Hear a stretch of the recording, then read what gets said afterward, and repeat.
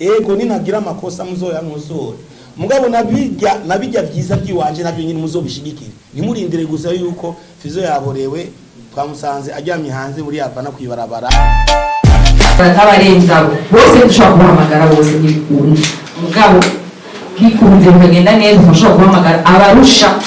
abo twashoboye kuronka tukagira n'isomene yose si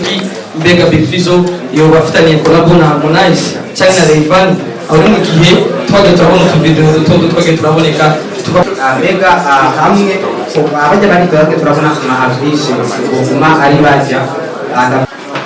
mimi swali langu ni moja tu, ningependa kujua kwenye upande wa promotion Burundi kidogo kama tunasuasua sana. Festival nyingi sana au show mbalimbali ambazo zinafanyika nchini Burundi, kwenye upande wa promotion kidogo unakuwa unasuasua sana na kupelekea nuko yavuye muhiriwe yumva ko Fariaz ari hajya achafata umwanya wo ati jeri kandi amusanga aho ahari ngende kumuramuza icyubahiro arabasani bubahana abasani sanga umwe akunda indirimbo z'ubundi yuko batoreka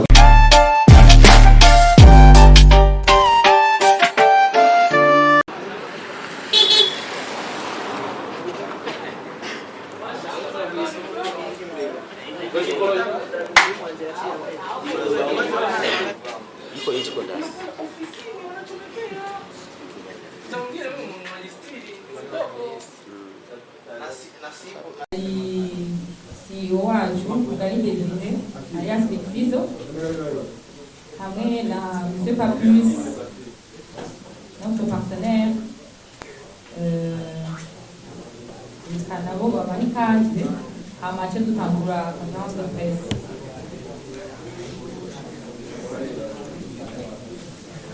Bwana sifiwe. Assalamu alaikum kwa Islam. En tout cas, moi je m'y attendais pas kubona yuko mwoza mu ngano ku impamvu ngira benshi murayizi ntarinze no kuyivuga mugabo kameme iranyoye cyane gose cyane kandi cyane gose.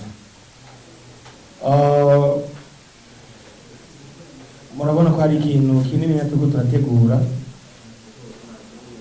Festival de l'Indépendance. Cyatumye tubikora nuko nta muntu n'umwe atazi akamaro ko kwikukira. Bantu bari twaciye tuyumvira yuko Bantu Boy Entertainment wiko twokira ikintu gira nta kintu kiri special gira ntibarakire ikintu cha music cerekana entertainment yo kwigina umunsi wo kwikukira. Iyi novuga yuko ari première edition. Ngo n'imvano yo kubikora nuko twabonye tireka tuorganize ikintu turabe yuko twigira imuze ukwikukira n'abandi baririmbi bene wacu no ku expose anuze yabo amatala yabo gira ibindi turaza kubivuga bivanye n'amakeso muza kutubaza nkaba ndabashimiye cyane tubona nitavye ubutumire bwacu karibu sana reka ndamupartenere wacu Papis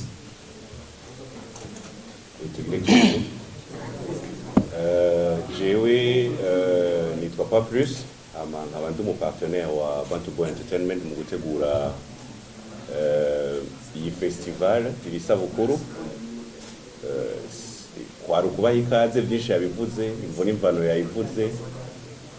aho dushaka gushika yahavuze ndibaza ko ibindi tuza kuvyishura bivanye n'ibibazo muza kubaza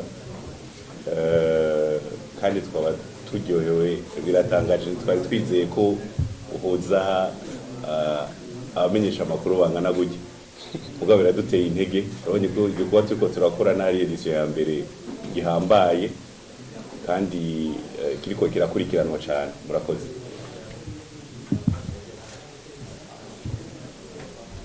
Abambere bo bafise ibibazo bashaka gufata mikro.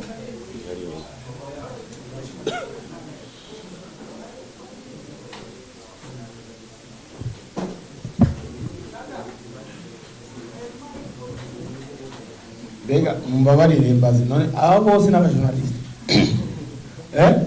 bose n'abajournaliste cyane nabonye hari abaje kuraba ikirori gusa ko je crois pas que bose n'abajournaliste naona pako msanii anavaa maleti ya white uko journaliste kama ukora hehe cheza wewe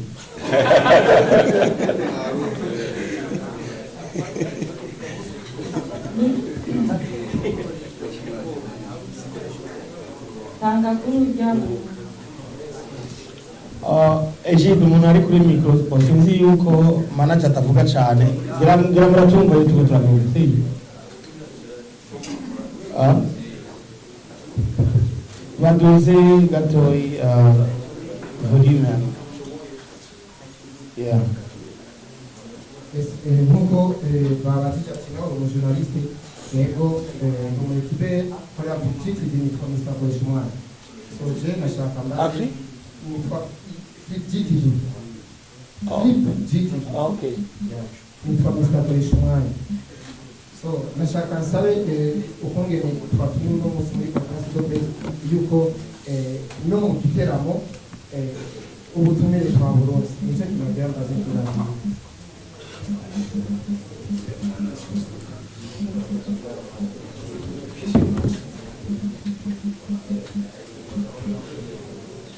sinzi yuko hari ibintu bibazo baza nk'ibibazo nka bitanu kugira ngo umuntu abyishyure rimwe turinde kubaza kimwe kimwe ndageze muramutse nitwara kuva muri Indoto magazine mwarimu mwahamagaje kwanditse n'amenyesha makuru abivanye n'igiteramo cyangwa festival muri kumategura tuza twatanguye kubona amafoto y'abaririmbyi bagiye batandukanye aho twabonye ko upanga ari ibibazo byiza ikibazo cyangwa mwavuze ngo ni edisiyo ya mbere mbega murategekanya kuzoyibandanya nk'ayandi mayinisi hama ikibazo cyangwa ni ubuheruka mwarateguye atigiye kuvuga umuhinyanyuzi no guha agaciro ibyahinyanyura cyangwa ibyasanzwe akora bavuga no muri iyi nzu nk'uko bamwe muri twebwe twari twarabitahuye nabi gatoya bivanye no kuvugisha umuhinyanyuzi wumva ibyahinyanyura indirimbo gusa ariko harimo n'umuririmbyi cyangwa umunyamwuga aho twavuze ati tugenegene kuko bamwe mu bantu bakora ibintu bishobora guteza imbere igihugu bivanye n'umwuga wabo mbega bajya baririmbyi bose bahari ni muri ya ntumbero yo kugira ngo dushyigikirane yuko tutaratera imbere cyangwa nabo tuzohava twumva yuko bahawe amahera mugabone batukumva imyidogo yabo ati twarishwe cyangwa twafashijwe mugani twahabwa agaciro cyangwa ntitwubaho murakoze cyane ikibazo cya gatatu cyo kwishyura murakoze amazina jewe ese gihembe intore Madame kuva muri Motani televiziyo yitwa gute Motani more time yeah okay akabazo kamwe nubaza mugani Desire mu myaka itari mike uri muri muziki w'Uburundi cyo kimwe n'inzu y'ubuhinyanyizi bakuba bazimahisemo gutegura festival y'ukwibuka k'Uburundi ni igikorwa gikomeye cyane turavye izina cy'isi mbega ubutumwa buri muri gitaramo ni bwahe Barundi bisanzwe twarikuye akabazo ka kabiri ukwikukira ubwigenge bwo gushikiriza icyiyumviro cyawe gishobora gufasha n'abandi nk'uko abaririmbyi batari bake bakora bishyize mu rugendo munsi muziki w'Uburundi ngo warikukiye by'ukuri ntawe umazemo imyaka myinshi wowe ubutumwa woba udashikiriza abatoya bawe n'iki kiringo cya festival edisiyo zikaba ari iya mbere akabazo ka gatatu ukwikukira ni uko abarundi bose tuzi abanyamuziki gusa ariko nta ruhara buba bwaragize na leta y'Uburundi canke muba mwaratumiye abantu bo muri guverinoma y'Uburundi ni ubuhe butumwa mwoba mugamije gushikiriza leta y'Uburundi na cane cane ko mu barinzi harimo imyidogo minini yaba yiva ku kutamenya ibyo barimo canke amatuba yabo ubuhe butumwa muri rusange leta y'Uburundi izokura muri festival y'abakozi reka twishyure abo batatu baje kutubaza ibibazo bya mbere sinzi ko nacyumvise neza Flip GTV Flip GTV abaza ati ko mwadutumiye muri conférence de presse est-ce que muzotumira no muri turatumiwe no muri festival wigome muratumiwe ariko kugira murazi ukuntu dukora muri Fat Boy Entertainment nukuri umuntu abaje mu biteramo byacu cyane mu bintu tuba twoganije kubira kugati reka ngende kubafilma cyangwa reka ngende kubafotora kugira ndabereke ko byabananiye cyangwa byagize iki uwo vraiment azosha bigumiye muhira kubera unya munsi wa festival umunsi wo kwigina abazoshobora kuhashika bazohashika tuwiginane nabo abartiste marabonye bazoza tuzobigirana nabo uzobaje ashaka kuraba ati Fat Boy byabananiye cyangwa byagize ikintu kuri uwo nta kaze tumuhaye ubunya munsi mubikukira ko abarundi twese ari abajournaliste ari abartiste abantu bose barahawe ikaze nta ntidutoranya tuti ukuntu gusa hariho abapartenaire b'abajournaliste dusanzwe dufise tuzokorana bafise ikibanza kiri privilege sino mwese murahawe ikaze sinzi nimba hari icyo bashaka kongereza kuri iyo kese ya mbere gato kubamenyesha amakuru mwagaje ko muhawe ikaze ntidushobora kwangira umumenyesha amakuru kumuha ikaze kubera n'uno munsi murabona ko tutatoye twatumiye mwese donc nshobora kuvuga ko atakaze muhawe ikaze murayihawe mugabo mwibuke ko turiko tugira festival de l'indépendance ni isabukuru nitugize umunsi wo gushaka twerekane ngo uriya canke uri ni umunsi wo kuryoherwa hamwe twigire independence y'u Burundi rero muratumiye kuza kuryoherwa natwebwe mwigira independence y'u Burundi yego nico nashaka kongera ko cyane hariho ikibazo ca kabiri ca Ala wo muri Indundi TV arabaza nimba ari edition hari n'ibyo ya gukora iyi ni edition ya mbere musanzwe twari dushaka kuyikora l'année passée muga kubera ibibazo by'amautorisation twaciye bishika bigwa uyu mwaka urumva niho twaciye twitamburira muga n'izindi edition zoza mu myaka iri imbere hama séminaire par rapport ya séminaire n'abartiste twatumiye mu bisanzwe ibibazo bishe kibazo mu bisanzwe iryo séminaire mu bantu bayikurikiye neza surtout abo muri Indundi TV baparticipe cyane muri irya minsi twebwe icyo twashize imbere ni guharanira abartiste hama imyidogo twe ntitumenya rufite ntituzi ibintu bizoshika kandi nta kintu kiba ntabe imyidogo c'est normal c'est ibintu twari ibintu tumenyereye isi yose imyidogo nishobora kubura mugabo umwartiste wese ari kuri rya affiche mwabonye wese ari kuri affiche parce que twavuganye kuko ntabwo dufise yuko ufata umwartiste ngo tumushire kuri affiche tutavuganye tudafise amasezerano hama ibizoba après tuzobibona hama tubivugire ko turabe nimba hari amakosa tuzaba twagize cyangwa hari amakosa abandi bazaba bagize muri egi zizokurikira tuzoyakosora hama tubandanye kumuku question ya gatatu ya Montan TV nzamuka ni Desire ego yari yabajije ubutumwa buri muri ubutumwa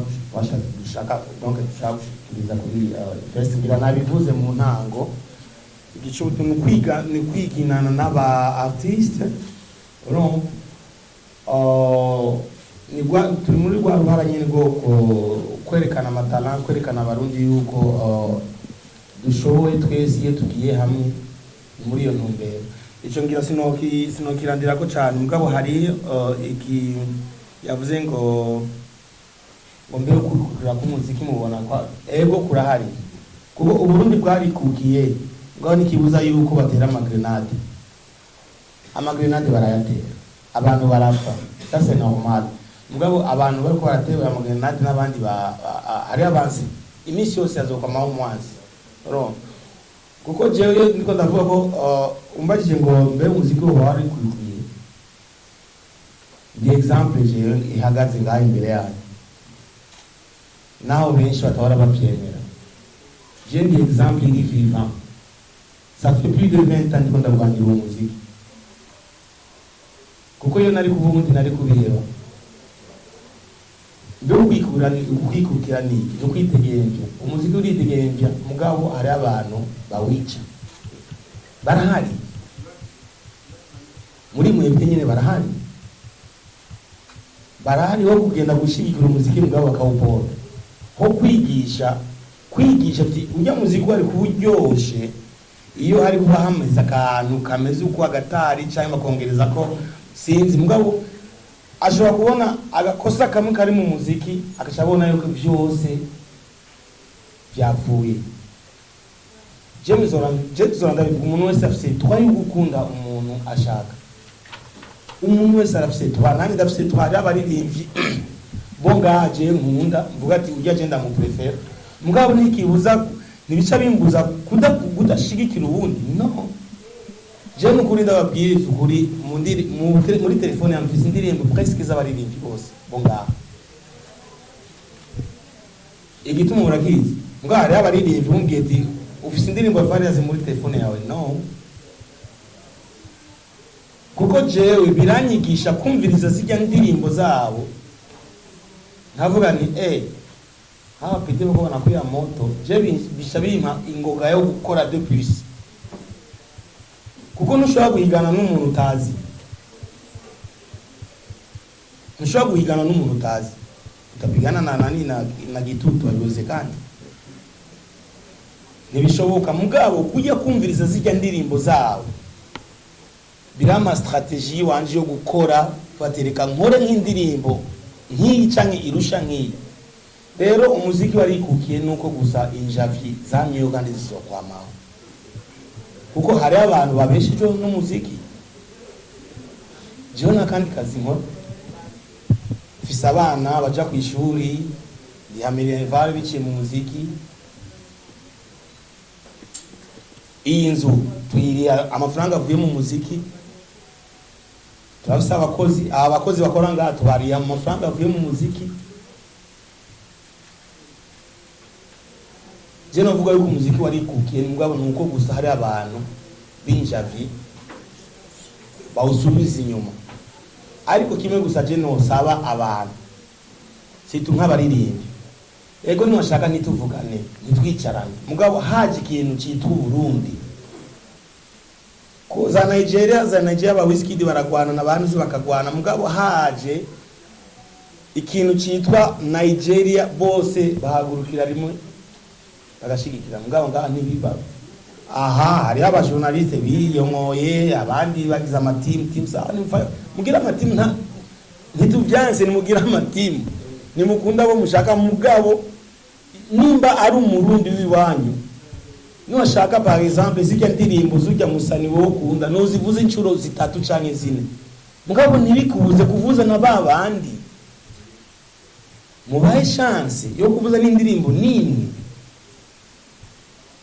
bama baragira ama promotion abantu bo hanze et pourtant abarundi bari ngaha kandi dushoboye none abarundi ntidushoboye kwe tuvugisha ukuri umuziki nuri nta kanovera ufise agafise so nibaza iyo kesho je mvuga ko umuziki warikukiye ko nimba Burundi bwarikukiye n'umuziki warikukiye n'abantu twese twarikukiye mugabo ingorane ntizibura ko ingorane zigendana n'umuntu sasa normal nibaza ko ikibazo nacishuye neza hama uruhara yabaje n'ikindi ngo nimba leta ibifise mu ruhara bien sûr que oui kuko iyo tari kubifise uruhara twari kuronka d'abord autorisation yo kubikora twari kuronka autorisation nimba tari kuba ibifise mu ruhara tukanayishimira kubona yaduhaye na autorisation hama bikenewe bazoza no kudushigikira bivanye n'umwanya bazoba bafise kuko sinovuga ngo leta nta ruhara ibifite mu ya kubona baduhaye deja autorisation ni preuve ya mbere ivuga yuko ibifite mu ruhara ego murakoze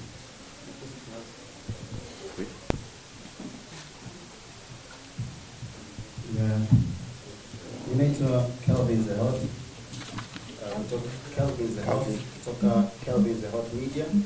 Kaze TV pamoja na KazeZone.com. Nina pendekezo moja na swali moja. Pendekezo langu ni kuhusiana na swali la kwanza lililoulizwa na meneja Stein aliweza kulijibu kusema kwamba waandishi wa habari ambao wanakuja kutafuta majungu hawakaribishi, lakini nikumbusheni kwamba waandishi wa habari tunapenda majungu. Tunapenda majungu kwa sababu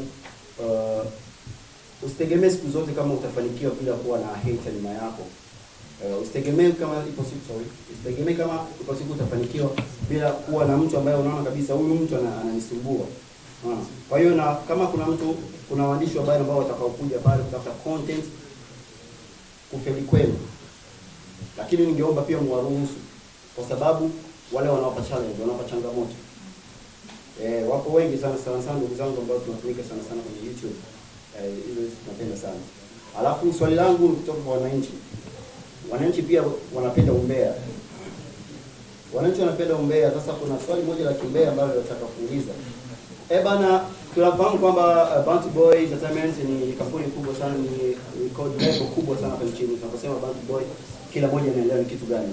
Na nyuma Bounty Boy tunamwona Meneja Stein, tunamwona Mgani Kizaa pia.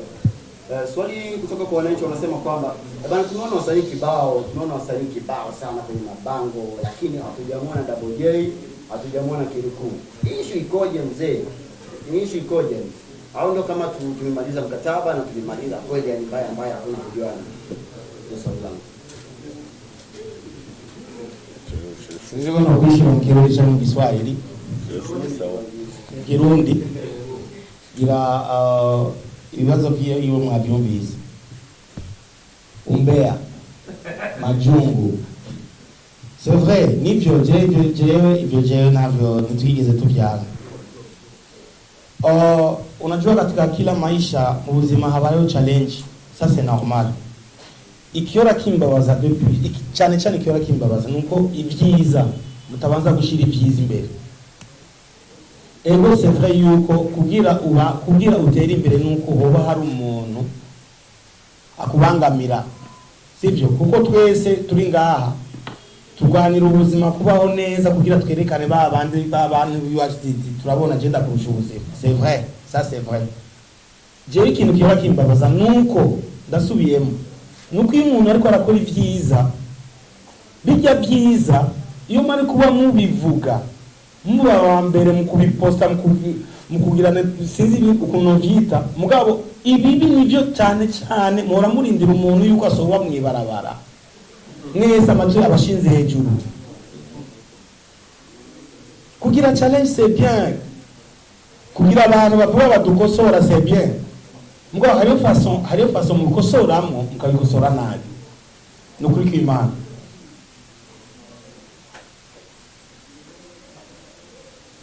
C'est normal, ibyo ni normal. Iyo tari kuba baririmbyi, hari abaririmbyi bagenzi banje sinariko narikuca nicariya sinari kukuma nkora. Aho bati ni jewe gusa nta wundi ahari. C'est moi le numéro 1. Mugabo nkubera hari abandi baguma bavyuka bafisa amatara baje bazi kuririmba. Jewe cyabintuma gukora cyane kugira ngumane n'ijya place yiwanje. Kugira abajournaliste ba umbea c'est bien, nituvianse. Ikibabaza nuko ibintu byiza ni mu biposta, muposta bijya bibi gusa. Ngizi kosa ni mu nkosore. Calvin, sijaona kuna posti nyimbo zangu. Tusemeshe ukweli, ni benshi ngao mbona bajournaliste hapa nyimbo yangu hakuna mtu bajai post.